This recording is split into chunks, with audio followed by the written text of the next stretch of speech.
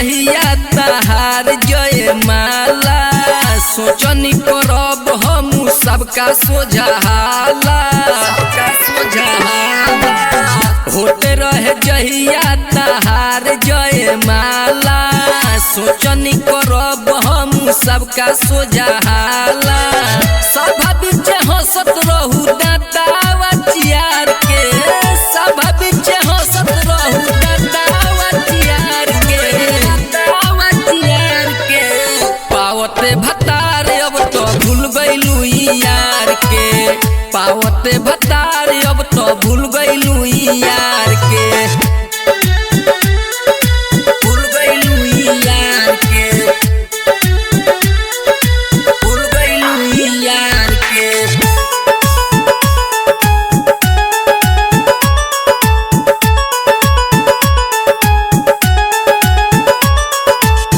बचपन से कोइले रहलू हमरे से प्यार हो कहलू कि जिएब तबले रहेम हम तोहार हो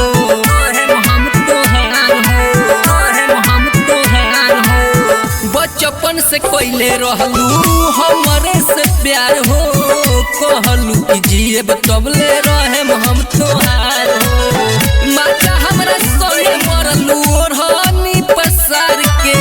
माजा हमरा संगे मरलू ओढ़नी पसार के पावते भतार तू तो भूल गइलू यार के पावते भतार तू तो भूल गइलू यार के भूल गइलू यार के भूल गइलू यार के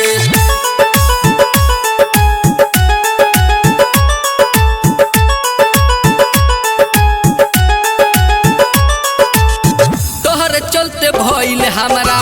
घर से पिटाई केतना ले दर्द अपन तोहके बताई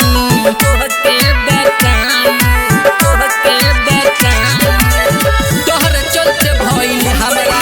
घर से पिटाई केतना ले दर्द हम तोहके बताई छोटू चौहान कह सोच तू विचार के